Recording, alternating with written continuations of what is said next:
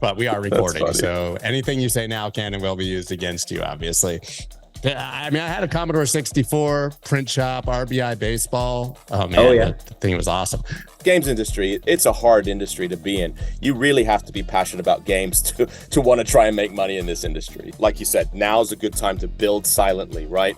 Let's just start testing out. Let's not do 20 projects today, right? If they can push together, put aside the economics to show the fan, the consumer, what the opportunity is, they will come. And we believe that. And so we're on the cusp of it. Is Web3 gaming dead? Because if you listen to the mainstream media, that's probably the narrative that you would hear, simply because prices are down and cryptocurrencies have suffered.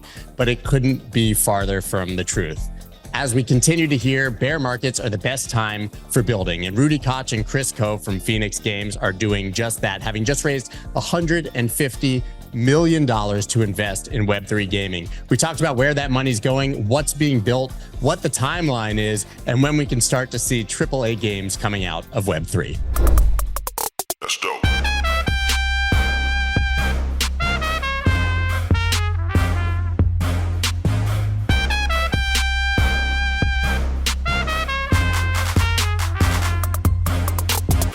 In the depths here of the bear market, we've seen a bit of the shine come off of Web3, I think, right? We've also had sort of a returned focus to Bitcoin in the crypto space. But every single time I talk to anyone who's actually running a project, raising money, they say bear markets are great for building. And actually, the best things are being built right now quietly. Would you guys agree with that sentiment? Clearly, you don't think that Web3 gaming is dead yet, right? Oh, wait, maybe I should stop what I'm doing. No, I totally 100% agree with that sentiment. I think for us, because we've been in gaming for 15, 20 years, we've seen this pattern happen. You saw this with early mobile free-to-play. You remember way back then, there was all this controversy over the horse skin that was sold in one of the console games, which was just a vanity item. I think it was sold for $12 and people freaked out. And now suddenly the dominant model is skins again. So I think we've seen this pattern. This is the early phase. And I 100% agree with your comments, Sky. Like, this is the best time to be building. And so we've been heads down for the last couple of months, just building our product.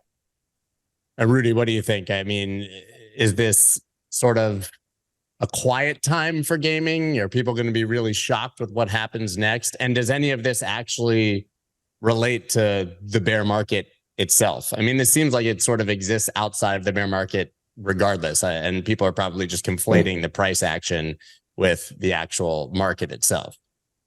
Yeah, I mean, having been in the Web3 space for almost 5 years now, for me, I see this as a really needed level set for the space.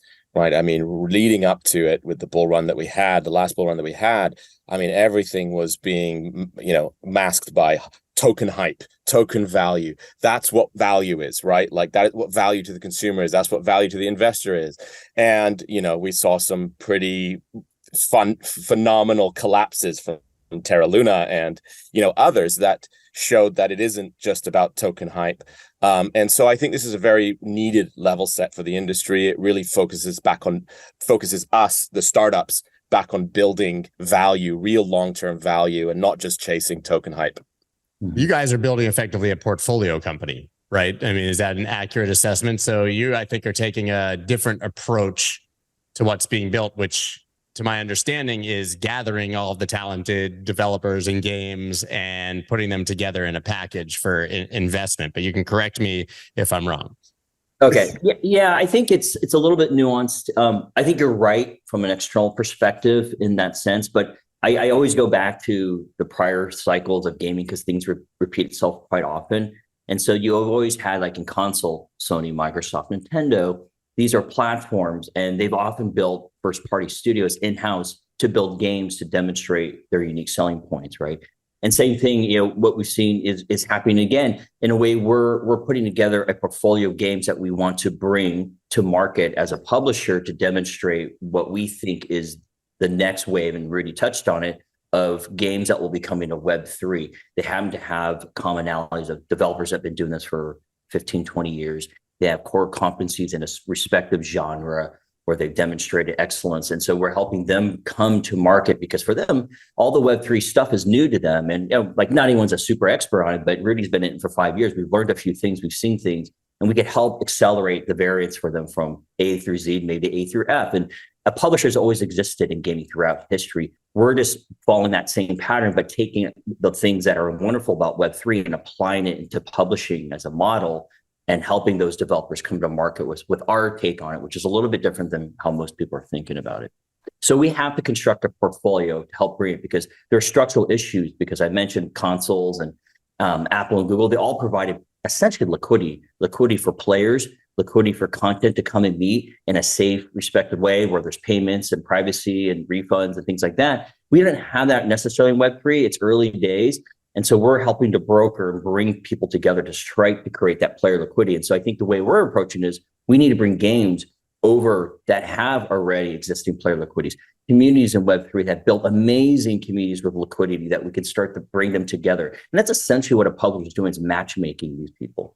So is there an element of bringing the existing big games, the Call of Duties and the Fortnites and such, into Web3, or is this more about, incubating these Web3 companies and allowing them to succeed in that sort of Web2 model?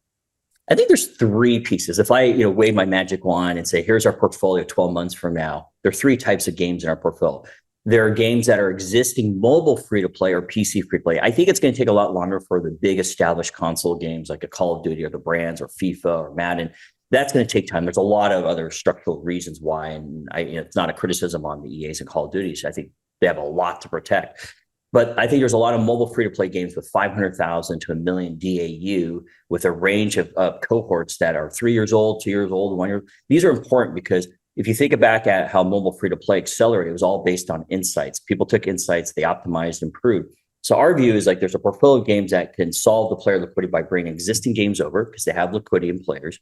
Then as we figure out ways to bring it to Web3 where it makes sense, we take those insights and then go into our next layer of portfolio games, which is games that are being built by really good developers that are building for Web3 that are 6 months away, 12 months away. We can then give insights to them, what we learn, which then helps accelerate their optimization process. And then finally, the third one is, we have ways to work with other people with sources of capital, work with chains, to then invest into brand new projects for games for Web3 with developers, like I mentioned before, that are coming now from the traditional side, now looking to come to Web3 because there is no growth right now, because in the traditional mobile free-to-play with IDFA and Apple's AT&T policies, it has effectively shut down the user acquisition funnel for them. And so now you're seeing for the first time mobile games decline double digits in its history. And so now these developers are thinking, gosh, we got to find new growth vectors, and Web3 is an opportunity for them. So then we'll help them come over. So again, it's a serialization of de-risking each one's by taking liquidity that exists today, learning from that, and then moving up the stack. Rudy, are we seeing games in Web3 yet that are comparable in quality to the games that we saw in Web2? For me, the early iterations, the Axes and such, it was cool that people could make money, but nobody really wanted to play those games, in my opinion. You didn't want to sit there and play it all day like some of these other ones. So to me, one of the big barriers was just having cool enough and fun enough games to really spark this sort of revolution. Is that happening?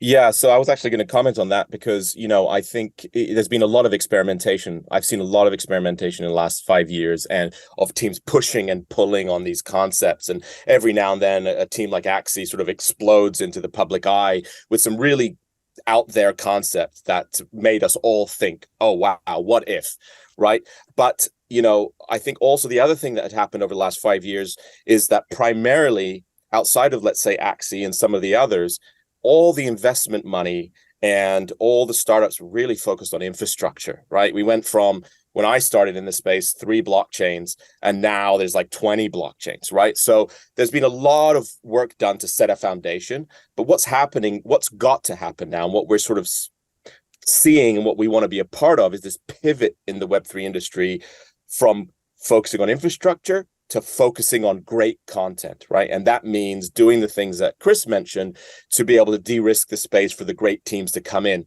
The great teams are looking at the space, 100% they are, but they're starting from ground zero. They're going, okay, well, what's a public chain and what's a permission chain and what's an ERC-721 and why is it called that, right? Like why?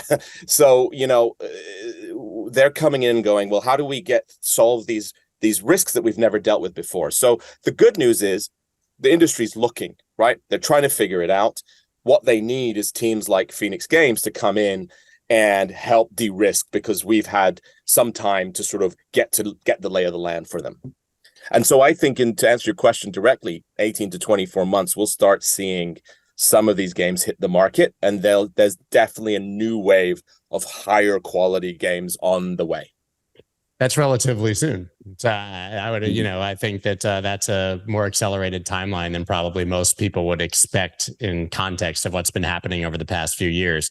So obviously you mentioned that you've been in gaming for 10, 15 years, I believe. It's a lot longer than blockchain and Web3 gaming has existed. So how did you guys get into gaming in the first place? And I guess what lessons did you learn in the previous iteration that's allowed you to leverage that experience now to help Web3 companies? I'll go first. So yeah, I mean, I started my career at Disney in the gaming industry, working on a game called Club Penguin. I just loved the video game industry. That's why I got into it. I just found a path in, and I haven't left. So, Club Penguin was an early pioneer out west in the free-to-play world. And so it was really neat to be on the ground floor for that whole movement.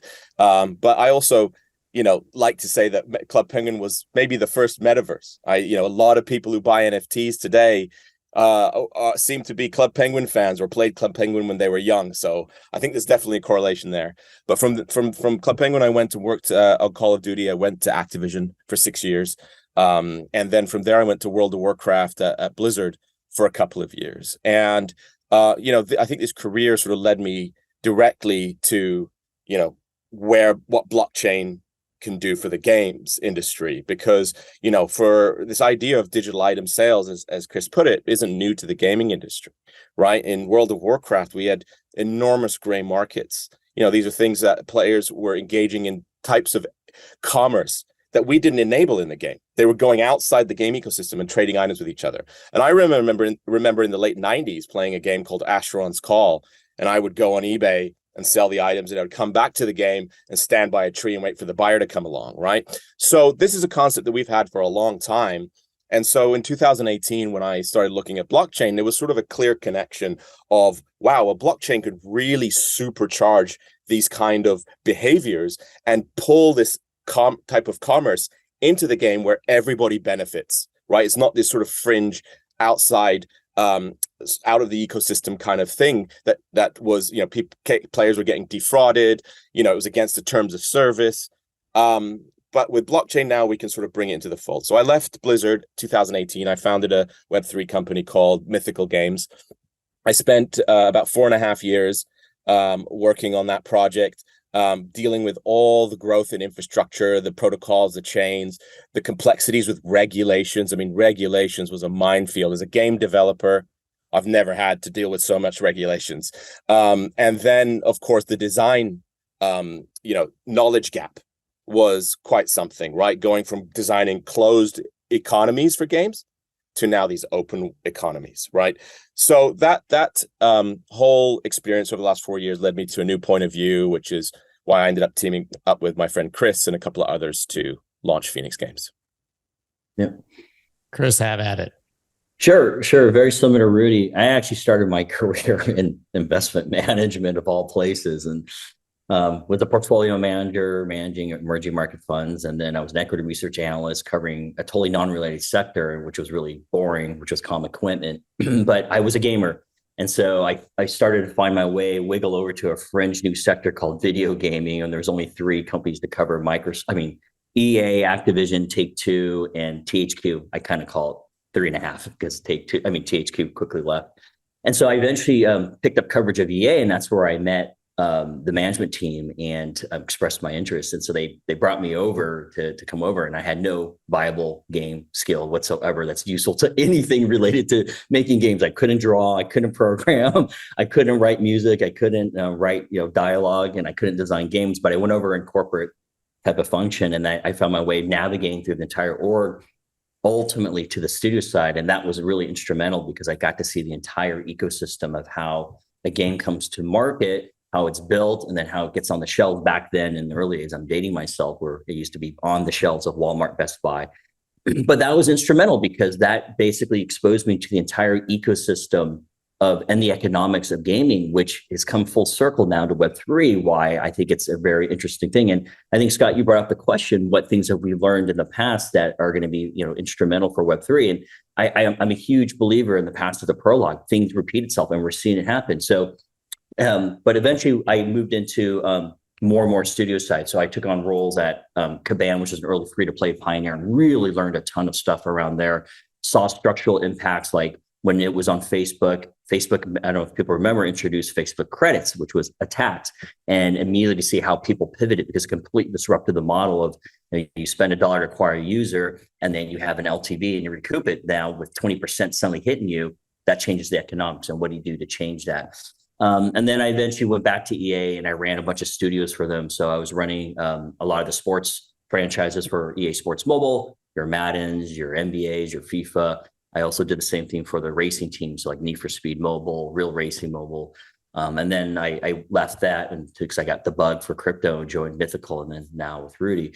But I think to your question, Scott, I think Rudy touched on it, and it's really important. I think the emerging gameplay, game designers are making a game in a closed ecosystem, but some of the best games that we see as reference points didn't come out as intended. They were emergent gameplay because of these closed ecosystems. And Rudy gave a great example where people met by the tree to trade things because they wanted something more from the game. The community, once they latch on, are really rabid. They'll find ways to construct new experiences of play. So some of the best games were born out of mods, like CSGO or CSGO. And then you have Fortnite as an example. A lot of these games weren't successful when they first launched as intended. It's only when something happened structurally or the community took hold of it and turned it into something that they wanted. And so the real power that Rudy mentioned about Web3 is if you can open it up and give the community access to how they want to play and share the economic wealth and invite them in to create the construct of the game, suddenly you have, I think, the emergent gameplay unleashed. And that's where we see the true potential. And I actually fundamentally believe deep down the economics will be much greater for everyone who participates. You have to fundamentally believe that. And I always go back to what I learned in mobile free-to-play, games that we've managed that are in 10 years of live services. If you look at the LTV curve, right, the first 2 years, most of that game design is the game team. But after 2 years, 3 years beyond, if a game that lasts for 10 years, the seven, from year 7 on, 70 to 80% of that LTV comes from the community from years 3 to 10, right? So the most value comes from the community-led ideas. And so we fundamentally believe if you unleash that and empower them, that's where you see a lot of value creation. And everyone's going to win in that state. I heard you date yourself. I'm 46 years old. So, I had the first Atari. I literally started from the very beginning in ColecoVision and television, et cetera. I think the best day of my life was when my neighbor got a Nintendo. All of a sudden, I became his best friend because I loved Duck Hunt and Hogan's Alley so much. So I'm assuming that we're probably on around the same age there. I was Commodore PET.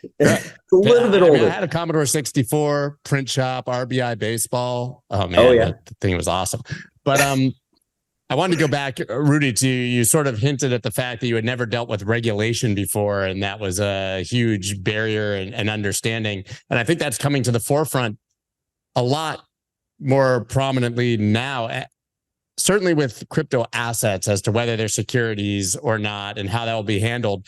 But is there concern that in-game assets like these NFTs are going to be deemed that way and that could be a major obstacle for what these companies are building?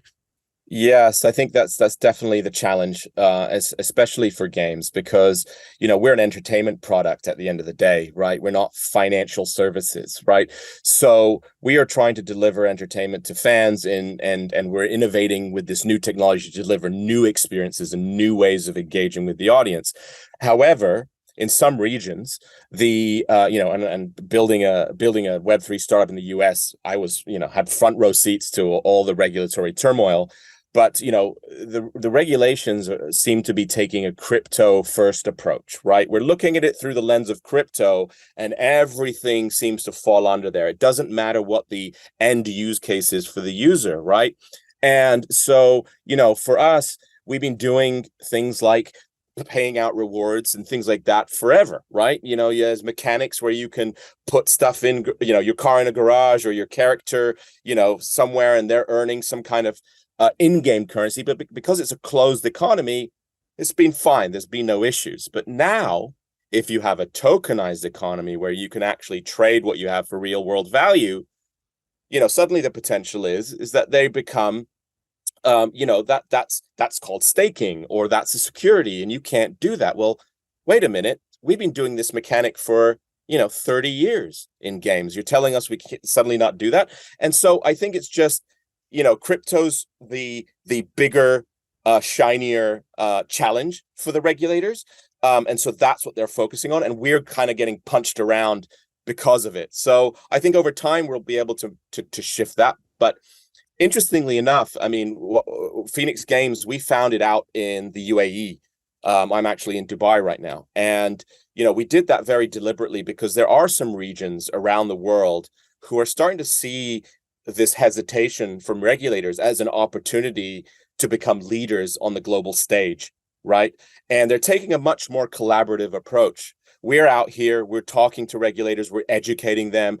We believe in regulations, but we need to work together with the experts to be able to define regulations that make sense for each sector. So, when it came time to do a new venture, it became clear that in order to continue to really innovate, we had to be smart about where we based our headquarters. And over time, that won't be an issue. Hopefully, we'll get to a point where regulations across the globe have been figured out. But, it feels like we're still quite far in some regions from getting there. Yeah, regulatory arbitrage is a huge issue, I think, in crypto. Just go where you're treated best. But that's not that great for the American gamer who just wants to participate, right? I totally understand it from a corporate perspective. Just go be headquartered offshore and operate in a place like Dubai, where they obviously are far ahead of the curve in the way that they're viewing these assets. But what does that mean for me? As a guy sitting in America who wants to play one of these games and potentially, make money on my NFTs. Yeah, I mean, from my perspective, we've had a challenge of, which you already mentioned, is that we haven't had great content, right? So it's kind of like a chicken and egg situation. The traditional game teams have been looking at the space and going, whoa, there's a lot of regulatory risk, right? Like, why would we want to put our livelihoods on the line when we're already making money making Web2 games? Let's let things settle down a bit, right? So it's a chicken and egg. You kind of need the great content to come in, though, to show people what the real use cases can be. And these aren't financial tools, right? Like Axie Infinity, you could argue was more of a sort of gamify, right, than it was, a game, right? And so it was a financial tool with some gaming mechanics, right? So we need to start bringing content that shows that this is just an evolution of entertainment and games. And by being in a region that wants to be collaborative and wants to sort of inspire innovation, it gives us a chance to put that content out, right? And show players around the world and regulators around the world what we actually are trying to do. And it's not do a pump and dump. It's not doing a Ponzi scheme. It's not, we're just trying to provide entertainment. That's what we've always tried to do, right? And so like Rudy's point about, I think how long it will take, I actually think if you break that 18 months, so forth down into what really drives that, it's actually, I think a lot of us working with the entire ecosystem, including the regulators, to Rudy's point, to show what we mean. We haven't seen the supercells Clash of Clans for Web3 yet. And I think once you see that, you're going to suddenly see a mass, acceleration of games coming, and you'll see the acceleration happening. But in order to get that Clash of Clans, I think the difference with Web3 is everyone's been swimming and going for the same thing, but doing it individually. And so what you'll see, I think the next 6 months, a theme is people working together from the ecosystem, chains working with, wallets, publishers working with chains and wallets, us pushing with regulators to say, hey, here's what we mean. Here's what our use case is. Here's what we're trying to do from a game perspective. You tell us what's the box and we'll work with you on that. And so that's going to take, I think, the bulk of that 18 months. And so that's why we've been actively working with universities. We're working with, regulators to say, hey, if we had a game mechanic that we've always done for 30 years, and you're saying this is a securities, help us figure out a way to solve from a game perspective, from a player perspective, what would make it okay for you. And so that just takes time. And so I think that's going to be the bulk of the time, is getting parties all to work together towards this common goal. And I think you're starting to see that happen. Immutable and Polygon just announced a collaboration. I think you'll see more of that happen over the next couple of weeks. And I think that's a really positive indicator that we're really seeing the whole collective community of Web3 trying to solve it. And I expect you'll see more of these happening. And that's a positive sign for everyone. Okay, so let's take the worst case scenario. Regulators come down hard. They say that all of this is securities. You need to, be licensed to mint these NFTs. And then there's crazy taxable transactions. Does Web3 still improve the gaming experience, even if there isn't that monetary incentive for the players? Yeah, I mean, I think that this is something we inevitably have to solve, right? And we have to solve it in a way where game developers don't have to go get banking licenses in order to operate, right?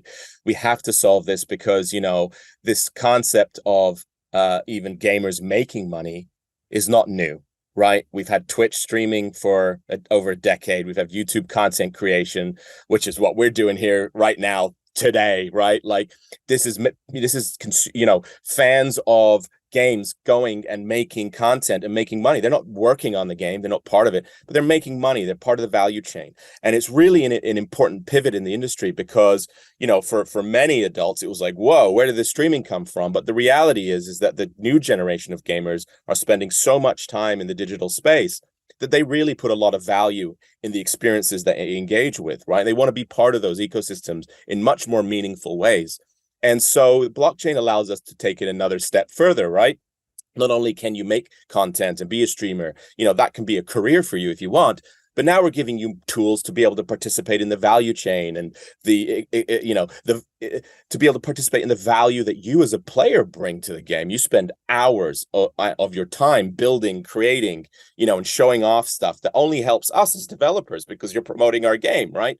Why not be part of that value chain? And so that's what blockchain provides. And so, there's a worst case scenario. We're here to make it happen, though. There's no turning back now.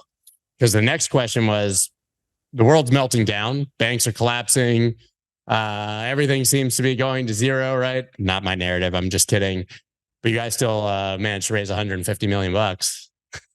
So seems like in the hardest time to raise capital, you guys were able to do a massive raise. Where does that money go? And I guess that's a signal that people really believe in this still. Yeah, I mean, what I will say is that there's a huge appetite out in the UAE to take a leadership position in the gaming industry. They see this as a window of opportunity to do a land grab, right? It's not just regulators that are hesitating. It's also the big game companies are hesitating, right? So this poses an opportunity. The UAE is coming out and saying, hey, we've got capital. We're interested in this space. We don't have the expertise. How can we support, great talented teams and experts to come into the region and take advantage of the opportunity while everyone else is sort of, pausing a little bit, right? And so I really think they have a big shot and at it, and we're excited to be a part of that. I'd say that, while the number was big, it still is a bear market. Our funding partners are being very cautious and very risk averse. We're being cautious. We're not just going out there, and throwing money around. We're going to build sensibly. We're going to start small. Our first year budget is going to be very small, and we're going to, watch how the space evolves. At some point the bear market is going to, we're going to be through the bear market, and that's when people will feel more comfortable pouring capital into the space. Until then we've got to manage risk, for our partners out in the UAE and for Fenix Games as well.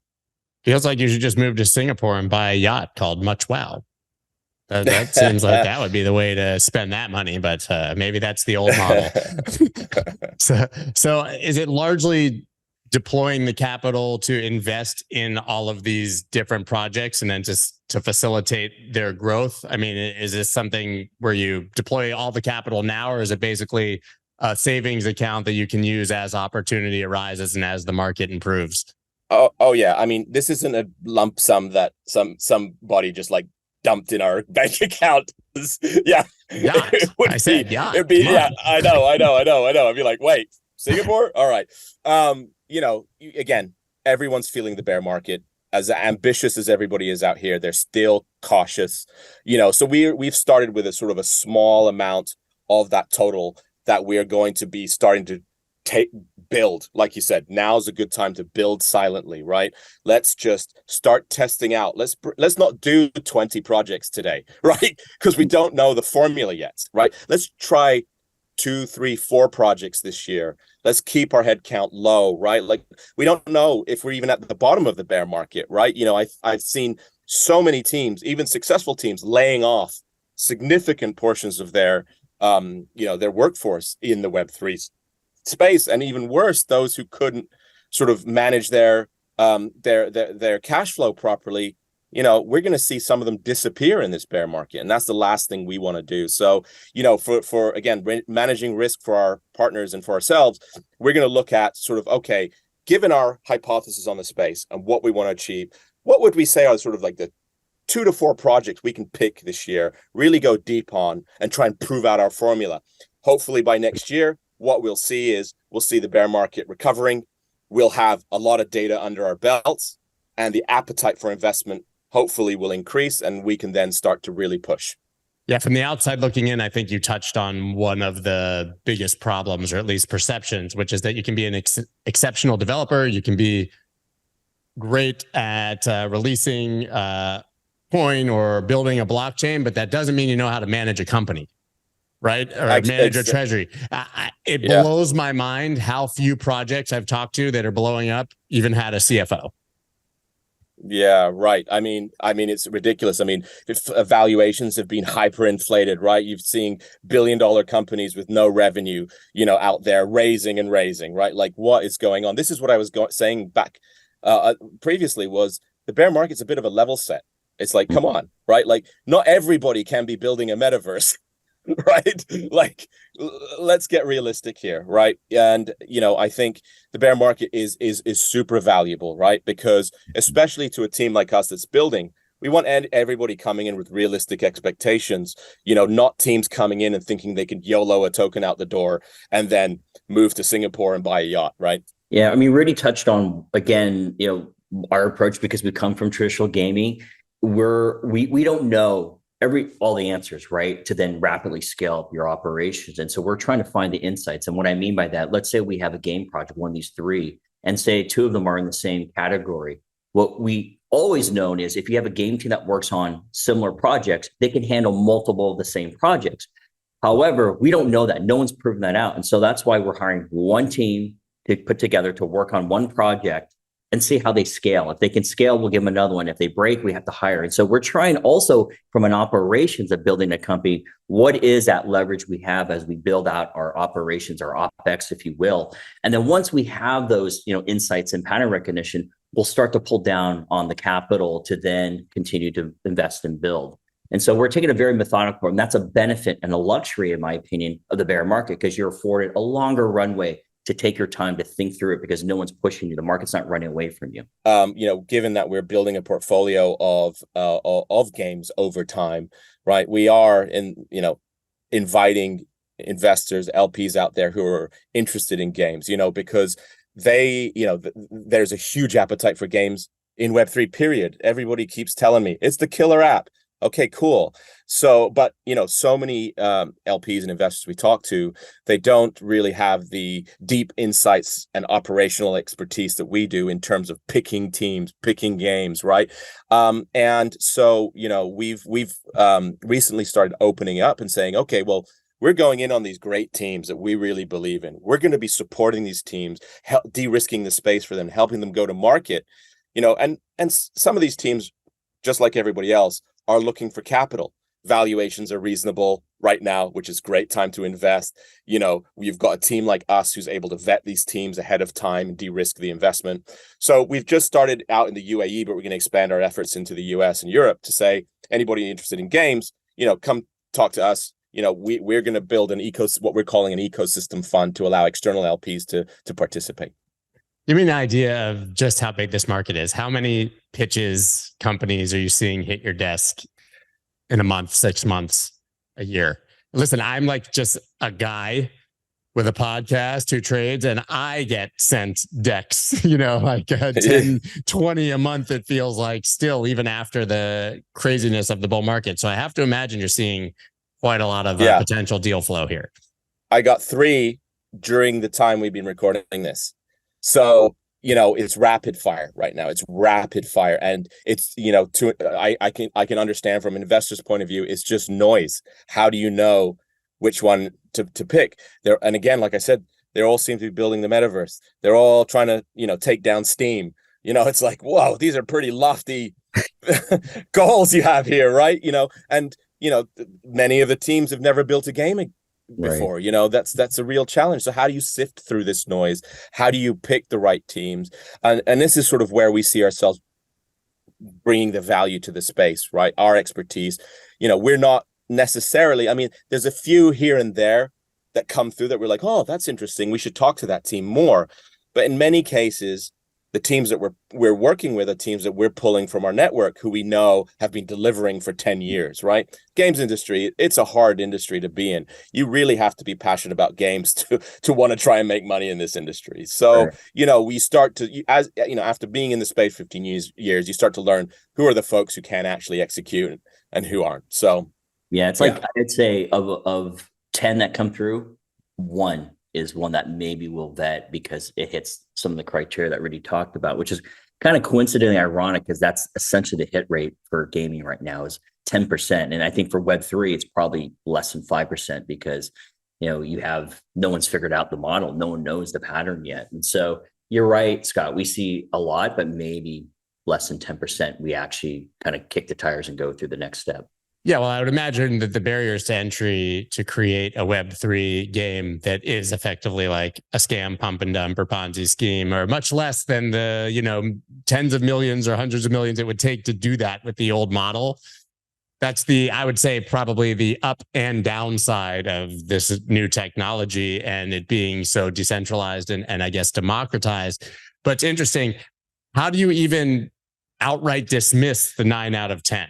Do you even have the bandwidth to read these, or is there some secret sauce where you look at a pitch and you're like, just no way, and only 10% of them even pique your interest? Because like you said, they're all the same from what I've seen. A slight deviation perhaps or innovation, but it's a metaverse with NFTs and... Right. Right or wrong, and ours is certainly one approach of many ways to be successful as a publisher. Publishing is not like a secret sauce thing. It's been done for years by multiple people.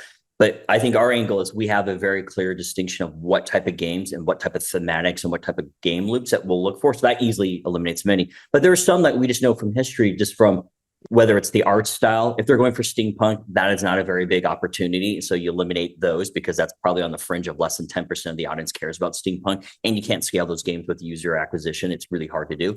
So I think things like that you can immediately eliminate. The bigger ones are obviously, the harder ones are like high fantasy, like the World of Warcraft themes where it's high fantasy. Huge opportunity, a lot of dollars, but we know from history, not a lot of people you're going after versus, say, a sports game or a racing game or something that's attached to a brand. That's where you have huge and massive amount of natural organic insults. It just makes intuitive sense because you don't have to explain who Tom Brady is or Gale Sayers. People know the lore and the fiction about that player. Whereas how do you tell the difference between a blue sword and a yellow sword? Like you have to explain that to people. That's not saying it's impossible, but that takes effort and that's attribution risk essentially. And so I think we could quickly eliminate those. Like, yeah, it doesn't mean we won't look at an RPG game that's high fantasy, but we're quickly to say, if it's not from a team that's been doing it for N number of years, likely they're not going to make it, right? But if it's a team that comes from Blizzard, okay, we'll listen because clearly they know what they're talking about and they have a secret sauce. So I think there's things like that you can draw from your operating experiences from the last 15 years that quickly let you vet. But we also have a very defined focus and strategy that eliminate probably 8 of those quickly. Let me ask the next obvious question. Will we see licensed sports games in Web3? Madden, FIFA, NHL, NBA 2K. Is it even still NBA? It's probably NBA 7K by now. I'm updating myself probably there. But are we going to see those easy barrier to entry games coming into Web3 with open economies? Or is it always going to be sort of these native fantasy types and RPGs that you described? Seems like EA wouldn't want to give up the license for Madden, right? Well, I think you are already seeing licensed IP come in. There's been plenty of products that have been attacking it, but I think the licensing is a very nuanced, tricky area. And I'm not an expert, but the licensing rights all give you different certain things. Like they've now kind of split them down to very nuanced things. Like you may have a NFLPA and NFL license for a certain type of game style. It could be simulation, or there could be Web3 rights. So it really depends about what rights. But I think to answer your question more directly, Scott, yes, you will see a lot of sports and licensed IP come to Web3. It's a natural fit for it. How it gets executed is a whole other ballgame, right? I think you're seeing a lot of really interesting companies taking clever approaches, whether it's in soccer with Sorare, or Dapper with the NBA Top Shots and some of the other sports they're going into. But I think ultimately you're going to see it come down to three distinct areas in the space. You have rights for the physical area, whether it's, okay, I have a Gale Sarah jersey that's going to be authenticated and verified on the chain, one aspect. You have NFTs, which we've certainly seen the first in the last 12 months, executions and inspirations around that. And then you'll see eventually the game part. What's interesting to us is how do you attach those three distinct pieces: physical, collectability, the world of whether it's a sports card or an NFT, and then the game side, utility.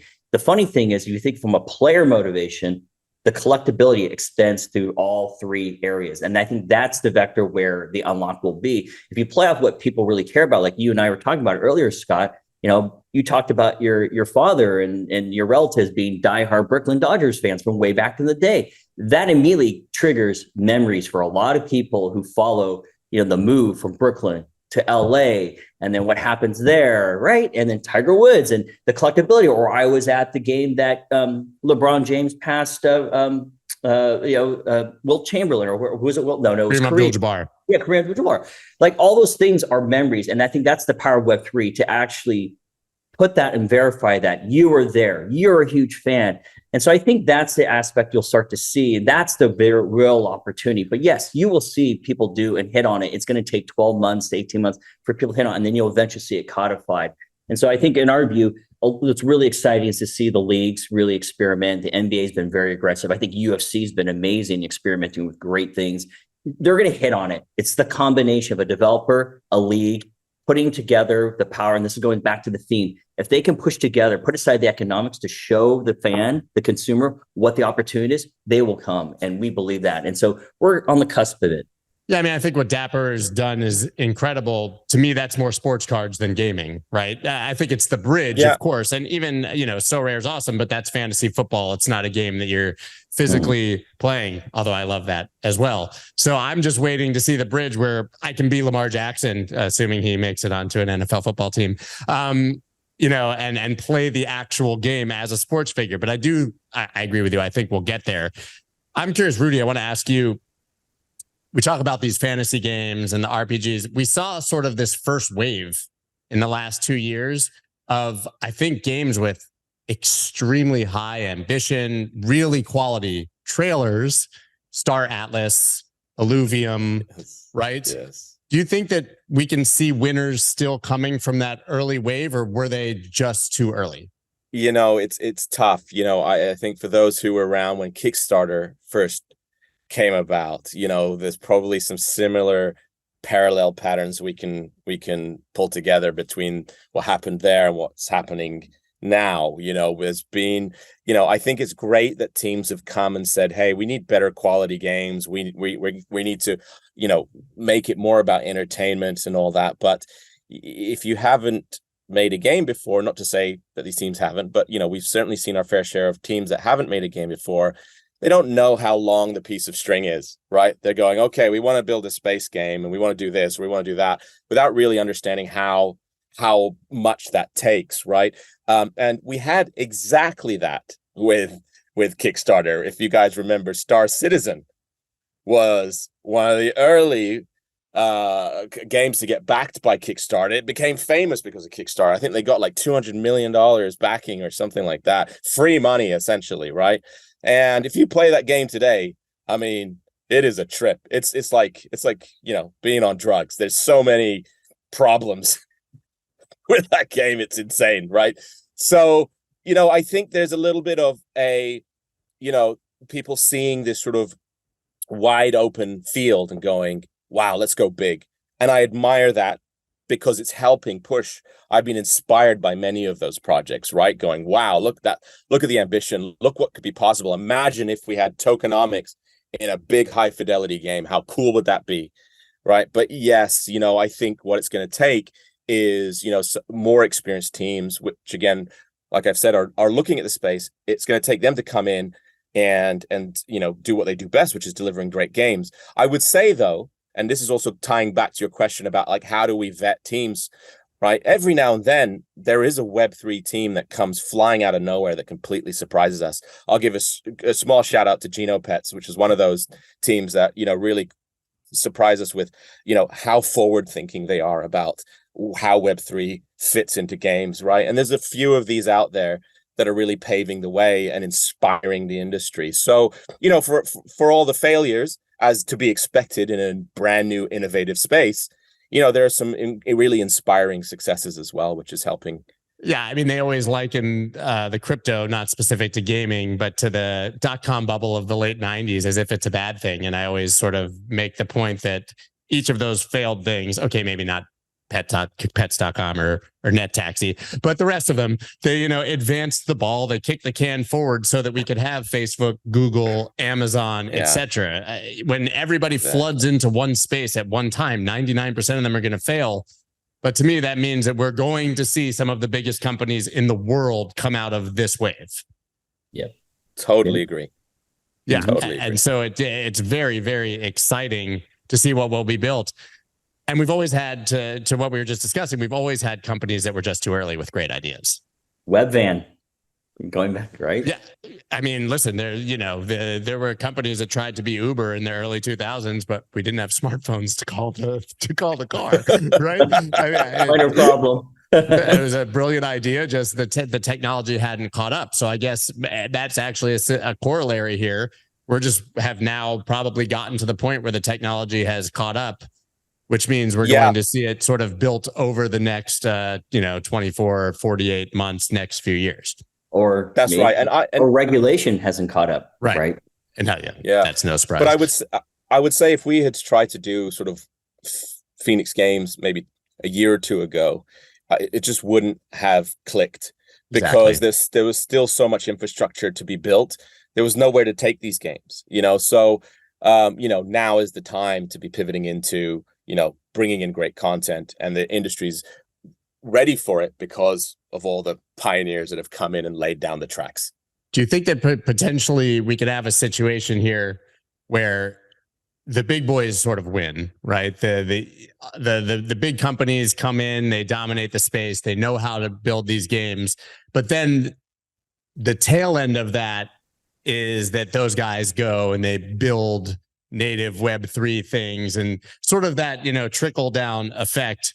Web3 doesn't really win first, but eventually those are the projects that do succeed, years down the road. I don't think, you say we'll start to see it in 18 to 24 months, but I would imagine that the ones that are going to win immediately are going to be people who've built games before and are well-funded, right?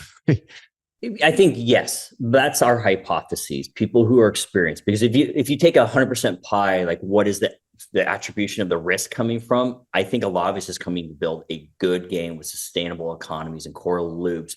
And then the trick would be, how do you integrate that into a real world economy? And that's the aspect. And so I think the marriage will be, if you take a really good development team that has history building games, and you take an early Web3 team that has kind of got the battle scars and you merge them together, I think that hybrid will actually be the one that uncovers the unlock. So it's not mutually exclusive. Like, to Rudy's point, can I explain how much, like, I've learned so much from seeing a lot of those Web3 early pioneers, what went wrong, and to decide like what we pivot to. It's those teams. It's kind of like the cliche. You can never get rid of all bugs. It's how you respond to it. And there's Web3 teams that quickly pivoted and optimized and got there. So I think it's going to be the marriage of those two. And we're actually starting to see teams come together. And those are the ones we're super excited to see, because I think they're the ones that are going to be the next supercells that become the dominant ones. And to your other question, Scott, like, I don't think you see the EAs and the big traditional guys coming in necessarily, not because they don't care about it, but like, you think about all the things they have to prioritize.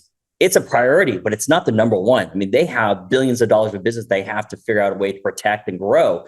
It's important, but they've always done a wait and see. And that's a wonderful opportunity for these two hybrid teams to come together and win. And that's what we're super excited for. Makes perfect sense. So not EA themselves, but people who worked at EA for 10 years, guys like you. It's literally, you guys are probably the exact playbook. People who have done it, have the experience, get it, and then make the jump across with help from people who have been in that audience already.